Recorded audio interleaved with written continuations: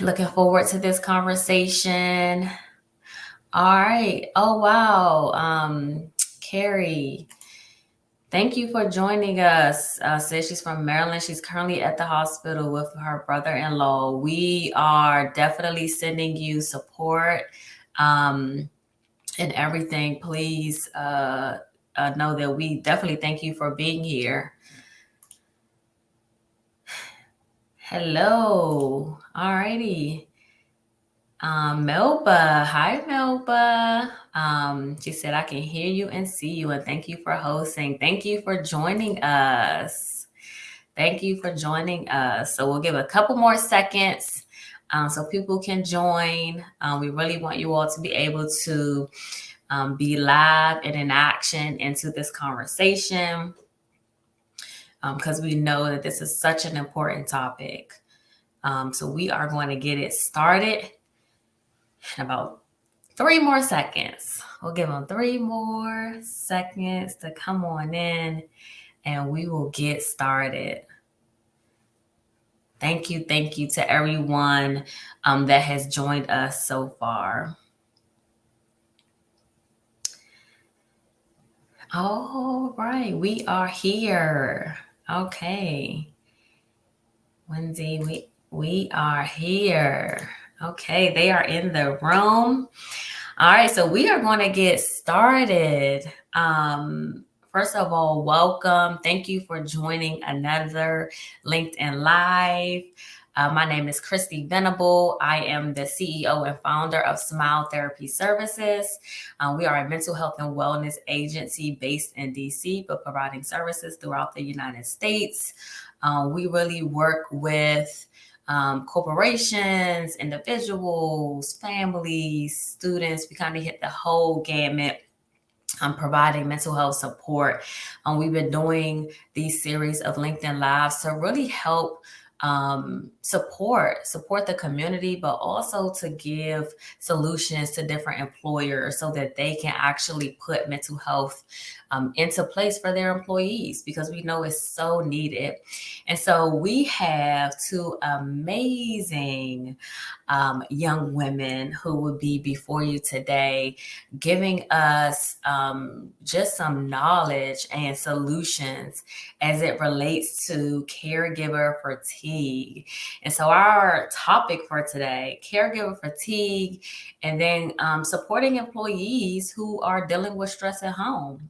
And so I'm going to let these 2 ladies introduce themselves, and then we will get right into the different questions. So I'm going to have Sharon get us started. She can introduce herself and let you know all about what she does. Awesome. Thank you so much, Christy, and Smile Therapy Services. Thank you so much for the wonderful work that you're doing and for inviting me to be a part of this important conversation. Caregivers have a special place in my heart, and so I am just honored to be here. My name is Sharon Rouse. I'm from the Washington metropolitan area, born and raised right outside of DC in Maryland. And I am, man, if you'd have asked me this question last year, I would have been able to rattle off, but I'm in transition. And so it's so interesting, my life right now, the way it's unfolding. It's beautiful, but it's adventurous as well. So after 20 years in education, I recently decided to switch gears and to shift more fully into my work and my role as the founder of Kindness for Kidneys International. We are a nonprofit organization that's committed to educating, encouraging, and empowering kidney warriors and their families. I am a kidney disease and dialysis and transplant survivor. And so it was only fitting for me to go back after experiencing what I experienced and find Kindness for Kidneys and found Kindness for Kidneys. Because of the things that I saw and experienced, I just knew that this was a space that we really don't have a lot of support and information on. And if we do have it, it's not out there enough, especially in our community. And so I founded Kindness for Kidneys. And through that work, I now do a plethora of other things. I'm a transplant waitlist supporter for DaVita. And I also do some consulting services. So again, thank you. I am a proud wife and mother, and just thankful for the opportunity to be here this afternoon. Wow, thank you so much, and sending you so much support and love through your own journey. So thank you so much for being here. And now we're going to have Miss Jaree introduce herself. Thank you so much. And wow, following up after Sharon sharing again, thank you so much. What an honor to be here. Thank you, Christy, for the invite. I'm excited to be here. So, my name is Jaree Cotman. I'm a licensed clinical social worker by profession and by training, but I'm also a mother. I'm also someone who has a heart to share and to give and to care for other people. And so what I have done using that heart is that it is woven throughout the work that I do with my practice, Afia Counseling and Wellness. Afia Counseling and Wellness is my mental health practice that is centered on creating the mind body wellness for anybody that we come in contact with, whether that's individuals, groups, or organizations. That is the heart and soul of the work that we do. And so being in touch with mind and body could involve some movement. It could involve art. It could involve cooking, which has been my newest baby and newest development in the work that I do. But again, just being able to find places where people can come back in closer connection to themselves and then with others. And so that I should say Afia is a Swahili word that means complete wellness. And so that is the goal and the aim of the work that I do. So I'm glad to be here talking about caregiver fatigue because the question is always a very curious one as to how do we care for the people who are always caring for others. So I'm glad to be here. Perfect. Thank you so much to both of you. We are going to jump right into the questions. And so, our first question is, we hear caregiver fatigue. And so I'm curious to know, how would you define caregiver fatigue? And Sharon, I'm going to start with you. Sure. And so, like Jeree said, it's a lot of layers to caregiving. But I would say, if you ask me my definition of it, it's when a caregiver gets to a space that they are suffering emotionally, mentally, and physically. And it can take on many forms. They could start to physically deteriorate in different ways because of neglect. But I think, if you just in a general sense, it's when um, caregivers are at that space where just emotionally they feel they can't go on, they're burnt out, and physically it will show up. A lot of times physically it'll show up because of the neglect, and then also emotionally and psychologically they're really dealing with some thoughts that may not be healthy for them. Yes, thank you for that. Jaree, you want to jump Sure. in there? Absolutely. Yes. I'm so glad, Sharon, you said that when we talk about fatigue, it is not just something that impacts one area of one's life. It is going to cover physical, mental, emotional, and sometimes even spiritual, just feeling this worn feeling tired, exhausted. It's a state of being that is most common amongst those who are in positions, whether it's professionally or personally, in a space where their role is to care for others while somehow, again, managing to care for themselves.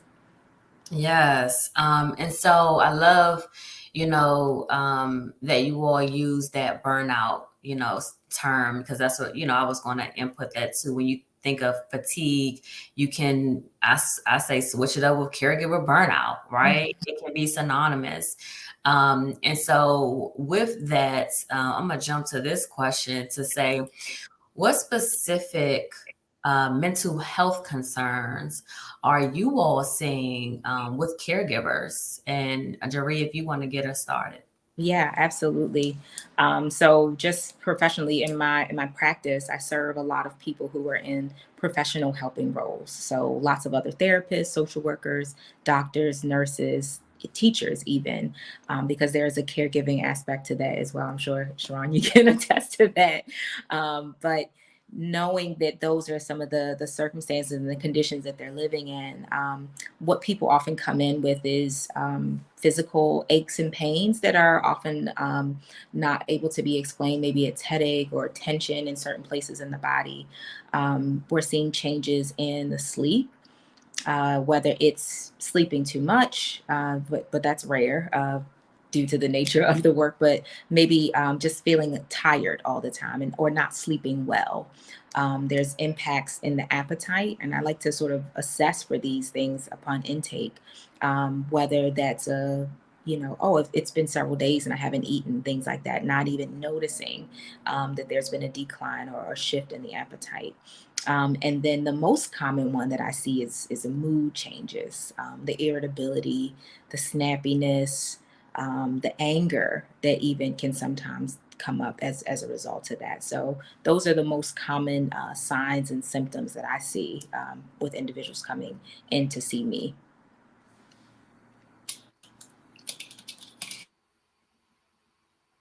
Okay, so I'll go next. Yes. It's okay. I completely see the same thing, and even in the kidney space, we have caregivers, and it's interesting because a lot of times the caregivers reach out to us for support before the actual patients do, and so what I'm seeing is the feeling of hopelessness and helplessness.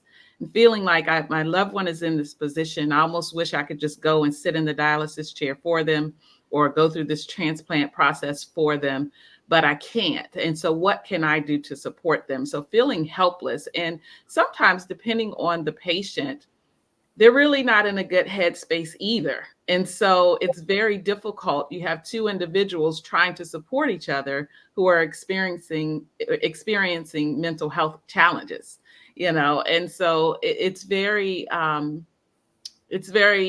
interesting, but it's also a unique situation in trying to navigate through that.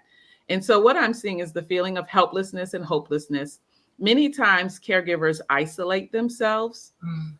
One, they don't have the time a lot of times to connect and do things. It really is a struggle sometimes to connect. But I'm really seeing that there's an isolation there. And with the pandemic, I feel like that was exacerbated. And so that leads to other health mental concerns, depression, anxiety, things like that, that many of them tend to take on because of that isolation and not having that interaction with other people or the support from outside resources. And so and I know we're going to get into tips, but I think that is an area that's where the slope begins, is that isolation and pulling myself away from everyone else and just intently focusing on my loved one. And while that's good to be focused on your loved one, you still have to take care of yourself. Most definitely. I did some research just on caregivers in the United States, as I was preparing, and the numbers are mind-boggling of how many caregivers that we even have, right, in the US. And so I wrote some of those down just so we can kind of get a sense of what we're actually talking about and how prevalent it is in the United States. And so this one statistics, it says 75% of all caregivers are female. And may spend as much as 50% more time providing care than males. So that right there kind of hits me, right? Because more than not, if you're a caregiver, you're usually a female. And so for me, females already have this innate, caregiver personality where we, usually take care of other people more than ourselves. And so add that layer on with actually taking care of not just maybe your immediate home, right? But also now another person, which more than likely is an elder. And so it was just eye opener for me in realizing that. And then another statistic here, 49.2 years old is the average age for caregivers. And then 48% of caregivers are between 18 and 49 years old. And then 34% of caregivers are 65 plus. And so, we're seeing the bulk of the caregiving, kind of in our prime ages, right? So that means in your prime, you may be taking care of 2, 3, 4, 5 people. And it's just so important for us to be able to really provide some solutions. But going on with that, with most of the people that are caregivers being in their prime, and they may have their own families and be taking care of another an elder. The question I have for you all is, describe who is that, what we call sandwich generation, a little more for people to understand who they actually are. Who wants to start? I can start. Okay. So yeah, I think with your statistics, you kind of really took us right into the sandwich generation. It are those that are in their middle ages that are caring for both an elderly person and also their own children. Even if those children are grown, sometimes parents are still supporting their own college student or their own adult children while taking care of their parents, or in my, like, I'm thinking of my situation. My mother was taking care of my grandfather's brother, who's still living. He's 96 years old. Her and her sisters, they are caregivers for him. And so you have this generation that's kind of in the middle there, and they have been charged with taking care. And I would even say with the pandemic, I mean, the age numbers have gotten lower as to when you'll be taking care of someone else. And it may be 17, it may be, earlier, because those that may have been impacted may be those sandwich generation people as well. So I would even say the age range is probably even lower now because of what we've experienced during the pandemic. Jeree, you want to add anything? Yeah, absolutely. I mean, just the dynamics changing immensely just in the last few years. I can only imagine. Don't even know if those statistics and numbers are available yet. Just knowing that we are all still in a state of recovery, quite honestly. And that term "sandwich generation" took me back to my undergrad days. Took me back to the classroom, just thinking about being squeezed right in the middle. And having this dual responsibility of caring for others. And even with those astounding statistics we just saw, I can imagine that they're probably even higher because people may not even consider themselves to be caregivers. I have conversations with people all the time, and it has become a part of their identity, and just who they are and how they live their lives. Oh yeah, my sister died, and I take care of my nieces and nephews. Or, my mother was the caregiver for my disabled sister, and she passed away. And so then that came into being someone else's responsibility. And so I don't even know if those folks would consider themselves to be caregivers, but certainly they are. So I imagine those numbers are even higher, just thinking about some of those unique and unconventional roles. That is such a good point. I've never actually thought about that. Mm-hmm. Those who take on the role of just taking care of, even if it's, other people's children, Mm-hmm. or anything like that, they are definitely also in this the same boat. Mm-hmm. Of being a caregiver. That's a very great point that you bring up. And so I concur. Mm-hmm. I think the numbers definitely are higher because most people, and I actually got these statistics from the it's called caregiver.com. So they, have a whole survey around caregiving.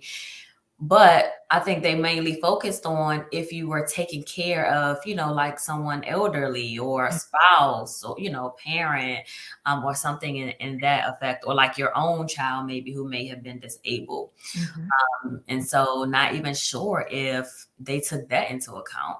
When you take over someone else's children, if they pass away. Mm-hmm. Wow, that's definitely an eye opener as well. And then this other statistic,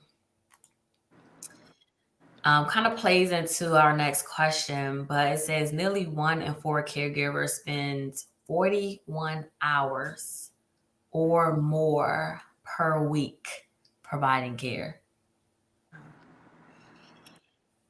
And so immediately I thought of, they have 2, 3, maybe 3 full-time jobs. Yeah. But they may only get paid for one. And so going into our next question, how would you say the mental health concerns affect the caregivers in the workplace, right? So you work 40, 50 plus hours, and then you may have to go and spend another 20, 30 plus hours helping, your whoever you are caregiving for. How do you feel like that actually affects someone in the workplace? I think I'm Yep. I'm already unmuted. I've been absolutely. It's going to impact attendance. How much you're showing up, how often are you going to be on time when you're there? Are you going to be fully present? And then the other part that I think about is it's just satisfaction, work satisfaction. There can often be, just like a feeling disconnected and dissatisfied with work if you're already sort of feeling overextended in other places and spaces. So I see that, I hear that, I hear the stories of those things happening, people wanting to, switch careers and maybe change things in that way when it's really like those are, sort of the leading signs of burnout coming down the line. Yes, and we had some agreements in the chats. Karen Mhm. says, yes, I would definitely agree with that. Perfect. Thank you. Sharon? I definitely agree with Jeree, and I can imagine if you're already mentally exhausted, the level of satisfaction that you're going to have in what you're doing is probably going to be low as well. So then that brings on another form of frustration because I'm not giving and producing what I typically would do if I didn't have all of this going on in my life. And so the mental pressure to perform both as a caregiver and as an employee, I know can be a huge strain, not just on the caregiver, but also those that are around them, their coworkers and supervisors and also their family members. And so, and again, that's that slippery slope of getting into other forms of of stress, which could lead to depression, and because I'm not feeling good at anything I'm doing because I'm so stretched, I'm stretched so thin that I'm not feeling successful with anything that I'm putting my hands to. Yeah. Yeah, and like you said, that all takes a mental toll on you, right? When you feel like you're working so hard and doing so much, but it's like we can't be perfect in every single thing, right? Something may lack.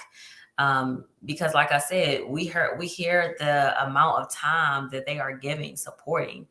And there's no way if you're having 2 full-time jobs, that you can be at 100% for both of them, and still have time for yourself and maybe your family, your immediate family that you have. And so with that, let's get into some solutions. What type of solutions would you say um, that caregivers can do? Any resources maybe you know of to help support them with their mental health and wellness? And who wants to start? I can start this time.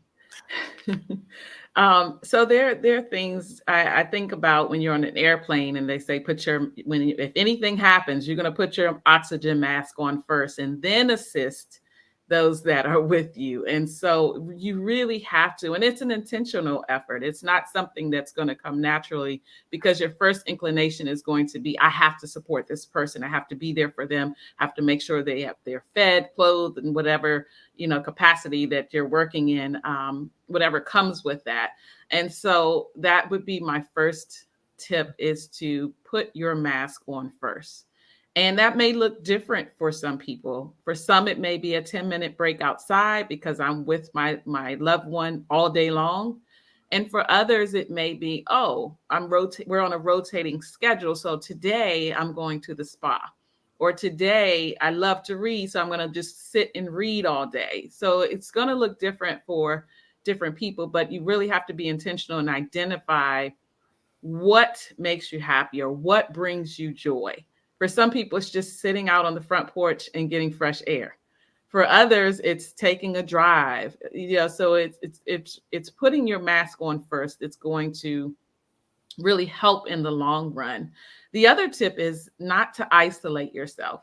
So to find connection somewhere. And there are a lot of support groups out here. I know for Kindness for Kidneys, we host a support group once a month. And you'd be surprised the number of caregivers that come on, some of which I've never even met the person they're caring for. It's the caregiver. But they come on to get information about kidney disease and also to be encouraged and empowered so that they can then go back to doing their role in excellence and having the strategies and skills to help. So even connecting, they do have caregiver support group. I think you mentioned one of the websites, the Caregiver Alliance also has a list, and they're not just specific to caring for elderly. They have young adult support groups that you can connect with, but connection is key.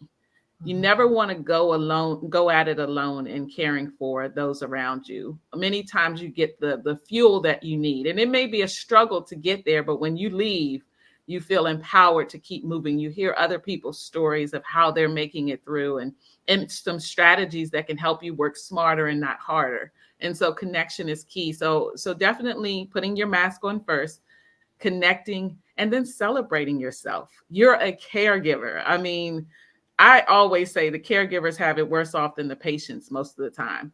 And, I know that sounds crazy, but I'm serious. I mean, as patients, a lot of times we're sitting there and we're getting cared for.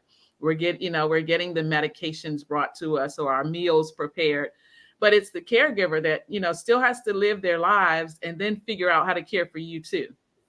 And so celebrate yourselves. Those, if I could give 3 tips, that's what I would share is put your mask on first. So find those things that bring you joy, that put you in a happy space. And then you also want to connect. You have to stay connected no matter how hard that may be. And then also celebrate yourself. I mean, celebrate the small wins. Hey, I got up and I made breakfast for my loved one today. That's major. Hey, I'm still breathing to be able to provide this care to my loved one. As hard as it may be, I'm in a place that I'm able to physically still do these things for my loved one. So celebrate and appreciate those small things. Yes, I love that. I love all of those. And then Jaree, you want to? Yeah, absolutely. What a beautiful, comprehensive Yes. list. I love all of that. And funny enough, I used that line, put your own oxygen mask on first, just this morning with my little people. The older one was like, hey, you're not getting dressed. And I was like, sir, you are not dressed. So I think you should get dressed and, focus on you. Because it is this tendency, this inclination that we have to sort of just reach out and make sure that the other person is okay without really checking in with ourselves. So the main thing that I would say, and the most important thing, is to connect with your body, and that can come in so many different ways. And so connection in your body can really just be taking a few deep breaths before you start your day. It can be sort of having a meditation app, so that you can use that in between and during downtime. I love using Insight Timer. There's like 5-minute, 10-minute meditations, 3-minute meditations that you can listen to in between tasks and in between duties to really give yourself a place of pause. Even if you're not able to physically leave or to really take a nap or go to sleep like you want to, those quick breathers really help to reinvigorate and take care of the nervous system, which is central to any and everything that we do. And so I also would say connecting with yourself, but then also connecting with others, as Sharon said, that is so, so critical. Finding community, finding village, finding support. There's a proverb that says, if you want to go fast, go alone. if you want to go far, go together. And so it's a long haul, caring for one person, caring for anyone who, at all. And so just knowing that you need support, you need village, you need community in doing so. And so I love groups. They have just become such a dynamic way, for people to find relief and healing and to be seen and heard. And like you said, Sharon, you can just walk away from that experience. It may not change what's happening at home or in your life, but you can just feel a little bit more supported and take that energy back. And maybe even just come up with a new creative way that you might be able to manage all that you have to do. So connection and community, those are the key things that I give as tips for support. Yes. Yeah, I agree. I love all of those. And I think the most important thing is to make sure that we're being intentional about them all. And so putting your mask on first, right? Making sure you're intentional about that, setting that into your schedule, and not overlooking it, actually doing it. That's important, right? We always talk about self-care with really everything, but I feel like self-care for caregivers are vital. It is vital for your own health. She talks about putting your mask on first. And remember, if you are not well enough, then you can't care for anyone else. And so, oh, they said that we are frozen. Can you guys hear us? Carrie said we're frozen on her end. How about everyone else? Everyone else, can you hear us? Looking for you in the chat. We're not frozen on our end. Okay, we can see you and hear you. Okay, so hopefully we're back, Carrie, for you. But making sure that, you are really intentional about implementing some self-care throughout your day, just like the lady said. That's so important. And community is so important. We don't realize how important community is, but when you are in a group with other people who are experiencing similar things and you all can just pour into each other, that is everything. Perfect. That's everything. And so, find a support group near you. We'll also try to put just some resources into the comments, because this live is recording and they'll be available. And so you can go back and look at it. You can also look into the comments. So we'll try to put some resources in there, but find a support group near you and make sure that, you take some time out to actually go so that you can get poured into, and then you can pour into others. Because that's definitely really important. And so as we, speak about what caregivers can do, I think it's so important for us to also provide employers with some solutions. So one thing that I saw when I was researching the main addition or solution that caregivers basically, when they surveyed them to say, what would you say was the most important thing you need? And they all said financial assistance. That was number one.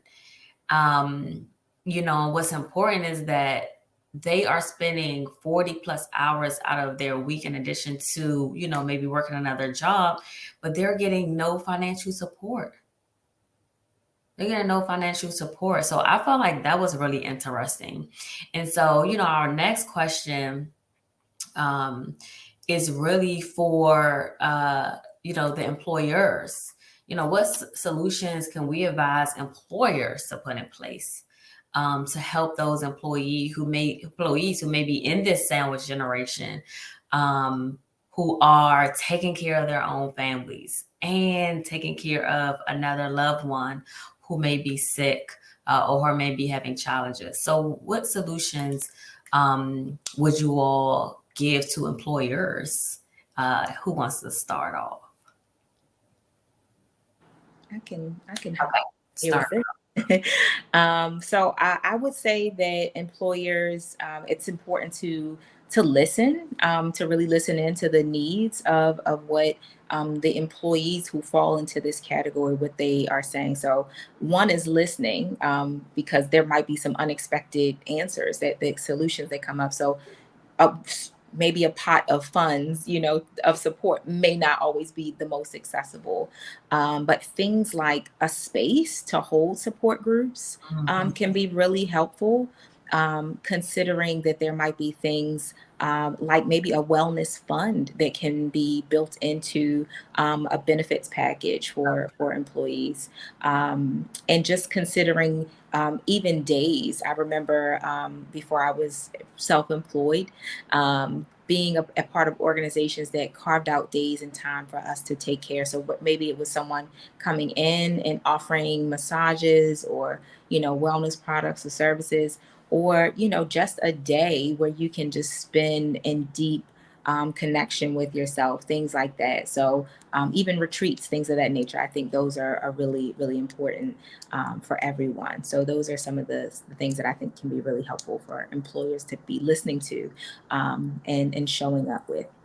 Yeah, I love that. Sharon, you want to add? Sure. I was sitting here thinking, when I used to work in the school system, we had a sunshine committee. Mhm. And so there was a fund for, if people were had fallen on hard times, or if they needed support, they had a fund in the sunshine committee. One thing also that I think it's important, especially in light of the pandemic and some of the lessons that were learned during the pandemic, is to be more flexible. Mhm. And so while I may not be able to come into work from 9 to 3, I may be good to go from 3 to 9.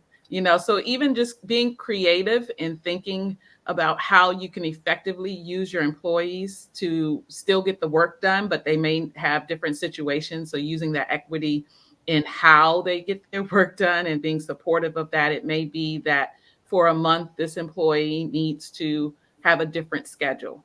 And so working with them on that, so they're not so tied to this rigid schedule that they can't keep, but maybe if they had different hours, they could still be productive.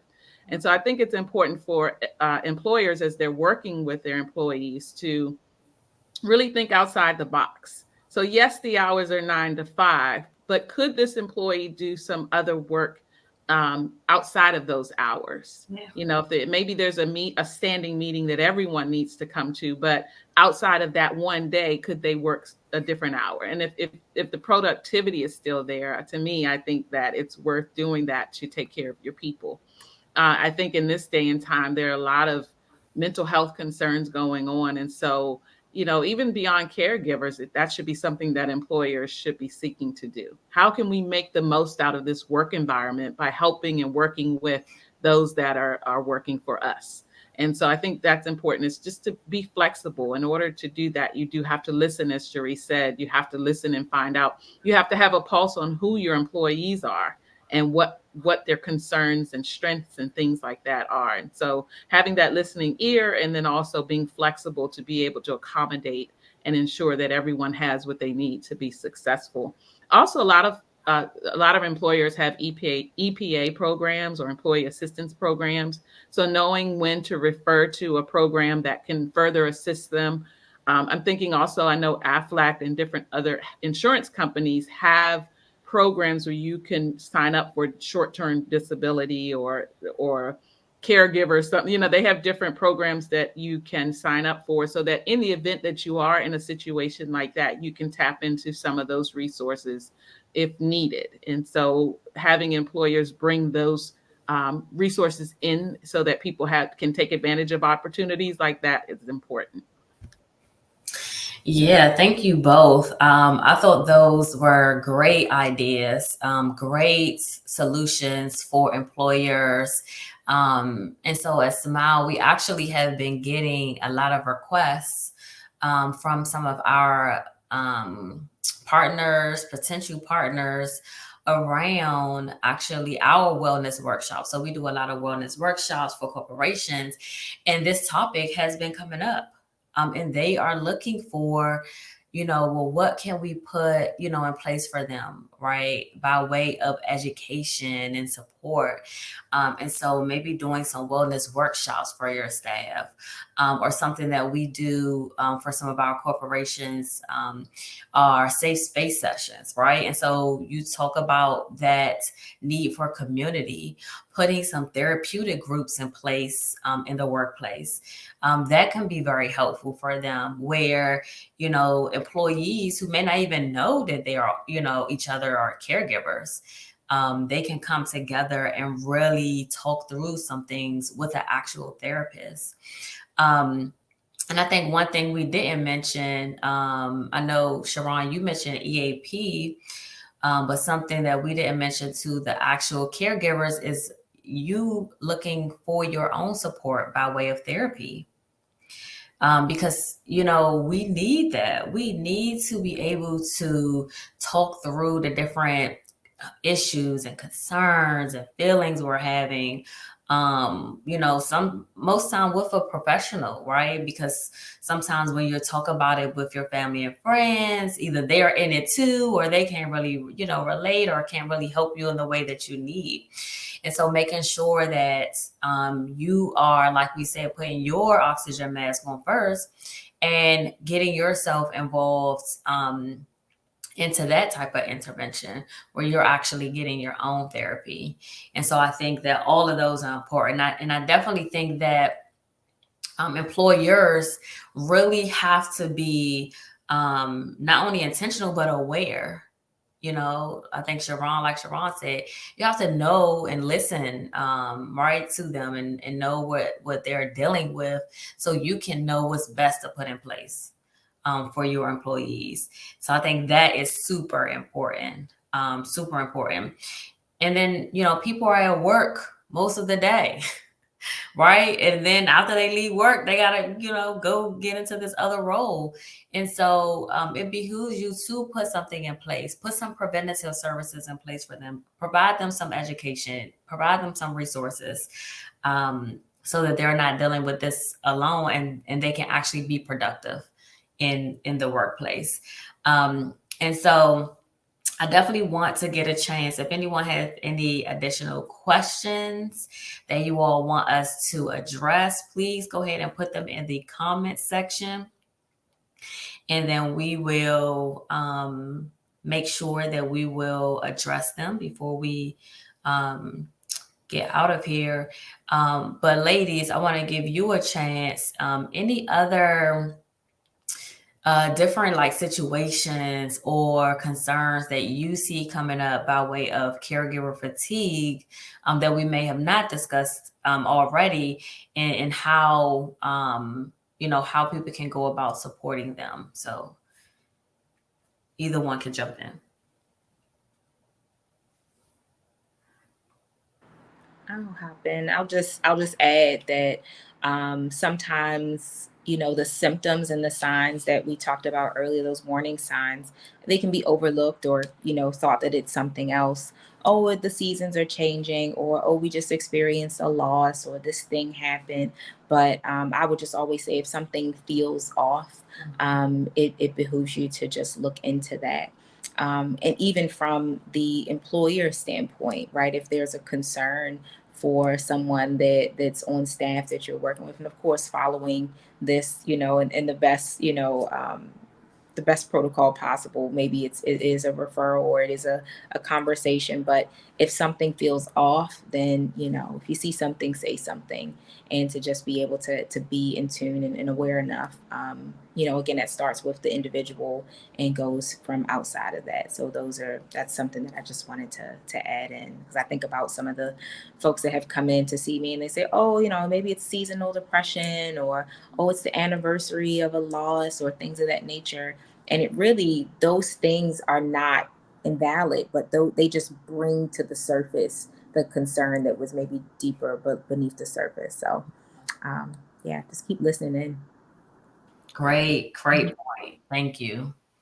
Yes, and I would also say, as Jaria said, it's about being taking preventive measures and really being in tune to what's going on before it goes too far. And many times we we don't pay attention to the still small quiet voice, and it takes us to a place that we're almost hit with a Mack truck before we wake up and realize, oh, I need to tend to this. Yeah. And so being proactive instead of reactive, I think, is the best advice.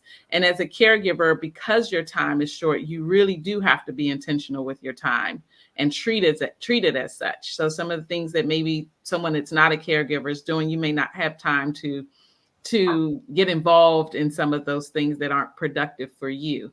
And so being really intentional about how you spend your time and energy is important when you're caregiving, because you do want to, one, have the energy for yourself, and also have the energy to be able to love on the one that you're caring for. And so I think taking that proactive approach is going to be the most helpful in the end. And so that may look like also organizing your day. Mm-hmm. For some of you, it may have to be every minute of the day.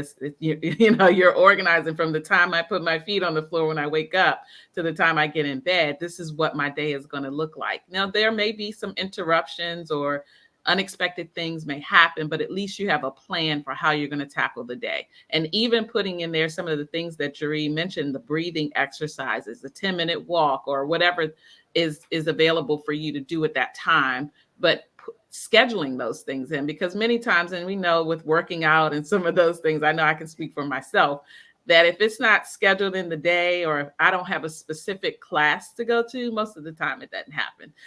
So putting those things in place and being proactive and being intentional about how I'm going to schedule my time in my day. And sometimes we lend our time to things that are unproductive. And so that means, gossiping and some of those conversations that really aren't productive and leave you feeling more drained than when you started it. You have to try to avoid and protect that space. I love that. I definitely love that. That's so important. We have a couple questions that came in. Here's one from Sharice. It says, how would you encourage caregivers who feel guilty about taking time to tend to their own needs? That's a great question. Who wants to tackle that one first? I'll go ahead and tap into that. So just in being the mind body person that I am, I oftentimes make analogies and references to things from the fitness world, because there's so many parallels between our physical health and our mental and emotional health. And so I like to draw inspiration from the marathon runners. That's 26.2 miles. That's not a short distance to go. And so when you think about that marathoner, when they're training, they're not sprinting, out the gate. We know it's a long haul. And so they build in variances of their pace so that they can rest and so that they can allow their muscles to recover and rejuvenate. And we have to do the same thing as caregivers, again, no matter what the role of the position is.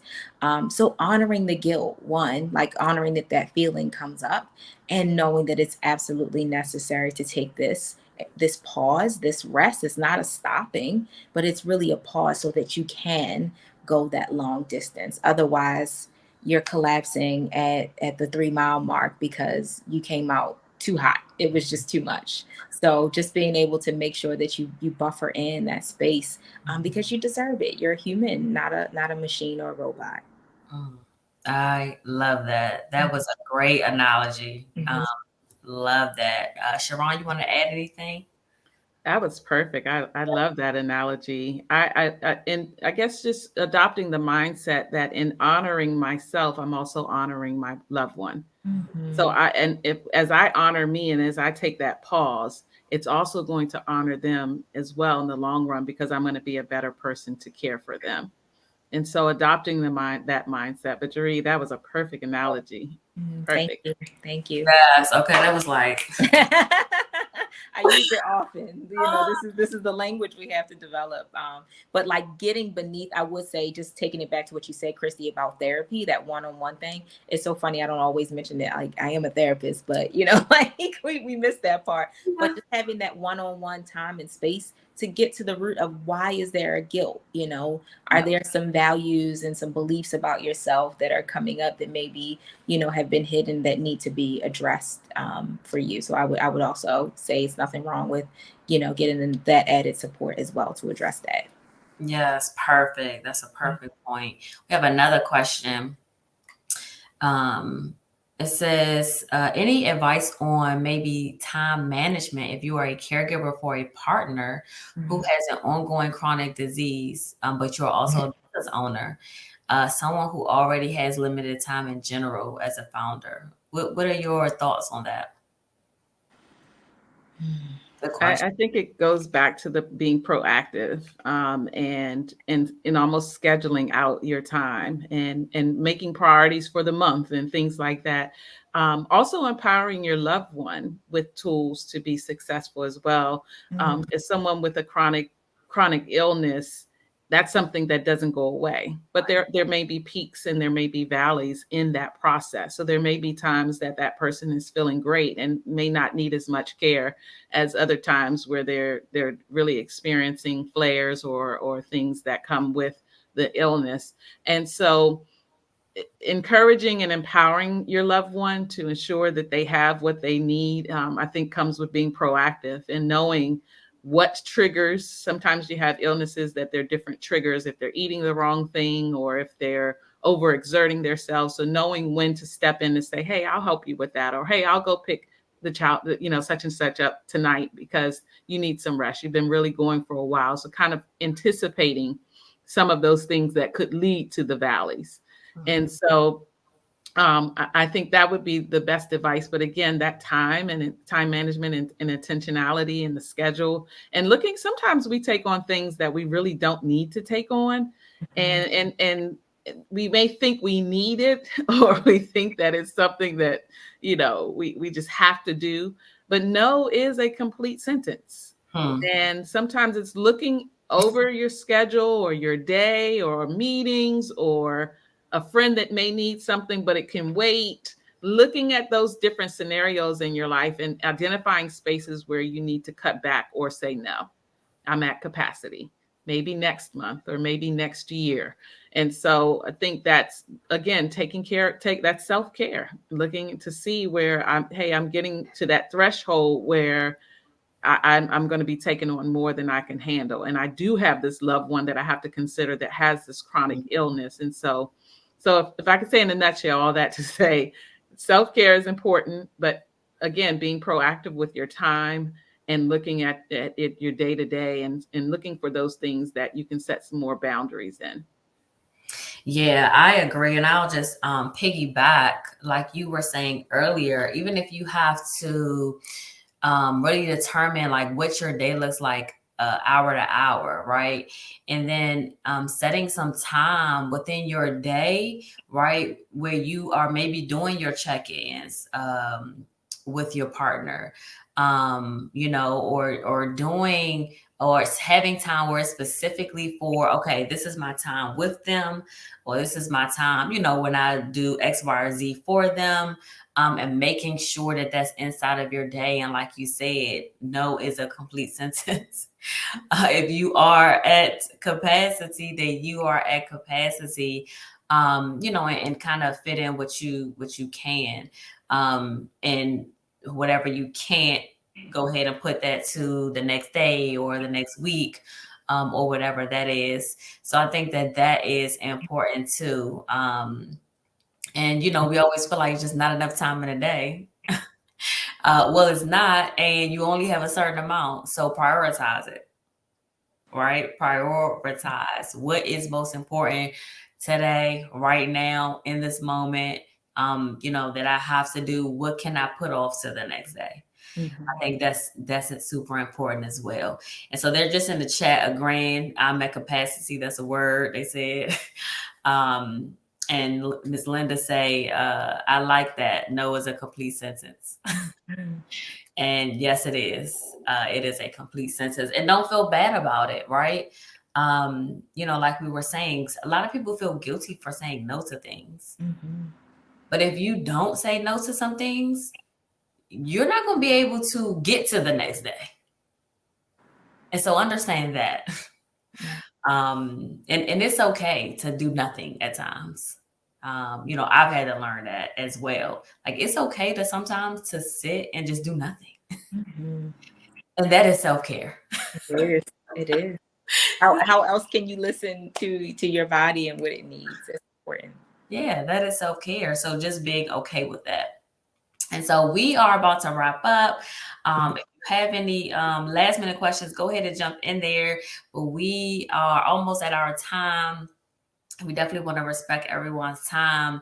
And so I, one, have enjoyed the conversation. I feel like it was so needed. I know literally just in the past, I would say month, we've gotten requests for this topic. And so I know that it's something that is prevalent and it's really hitting a lot of people. And then we just see from these statistics that it's real. And it is a very prevalent in the United States. And so I would like you both to just leave the caregivers with some advice. If you can leave them with some advice, some encouragement, what would that be? And either one can get us started. I'm muted again, so I'll just go ahead and speak. And I would offer up maybe not advice, but just it may be a practice, and that's a really simple 5-finger breathing practice that my kids do. They do it at their school. They know it. Just putting your hands up and taking a deep breath in, tracing one hand up, and then taking a deep breath out, tracing the other hand down. And just taking that time to breathe, to pause. It's centering, it's grounding. It helps you reset your nervous system. It helps you to be more connected and in tune with your body and what's really, really important. So I know we talked about time management, but oftentimes we have to talk about energy management. And so if you're not clear about where your energy baseline is, it's hard to decide where else you might be able to offer. So my offering is to keep breathing, really simple, in through the nose, expanding the belly, and then out through the mouth, softening the belly. And that's foundational to any and everything that I do in my practice and in my work. But I think that we should all be doing if we could just learn how to just balance ourselves a little bit more. Yes, thank you so much. I love that. And I also want to add to what she said. I like a quote. I found this quote that I thought was very enlightening, but it says, caregiving allows us to lean into a love that we didn't know possible. It calls for us to lean into a love that we didn't know possible. It's by Tia Walker. And I think that in doing that, you really get a chance to check your heart. And it really puts us in a position that we deal with some things that may not be dealt with had we been, facing a different circumstance. And so I do want you to lean in. I want to encourage you to lean in to that space. Many times things come up when we're faced with difficult circumstances that typically wouldn't if we weren't. And so it gives us an opportunity to grow stronger, to grow wiser, to become more compassionate, but also to extend what Jeree is saying as you're breathing. Also, I want to challenge you to change your mindset about your situation in caregiving. Mindset is key in everything that we do. So instead of, oh gosh, I have to do this, thank you, God, that I'm able to do this. What an honor it is for me to be in a position to care for someone the way that I can. And many times when we change our mindset to gratitude, our whole outlook and our whole approach to what we're dealing with changes. And so I know it's probably the most difficult thing that you've ever had to do as a caregiver, but I want to challenge you to change your mindset about caregiving. Wow, I get to care for this person. And though this may be temporary or it may be 5 or 10 years, who knows? I get to do this. I have the mental capacity to do this. And as you tell yourself that, you'll become what you're telling yourself. And you'll find that your perspective on what you're doing is going to change as well. So as you're breathing, also tap into changing your mind. Oh, yes. Thank you. Thank you. Those were two just amazing advice, encouragement. I hope everyone has taken something from today. I know I have. And, let's put it into use. Let's put it into use. Let's tap into networks, into your community, so that you can get the support you need. Employers, if we have any employers on here, any leaders in in your company, let's talk about how we can assist with your employees who are caregivers. What can we put in place for them? So let's definitely do that. This has been a great conversation. Thank you both for joining us, for sharing your wisdom, your knowledge. It has been amazing.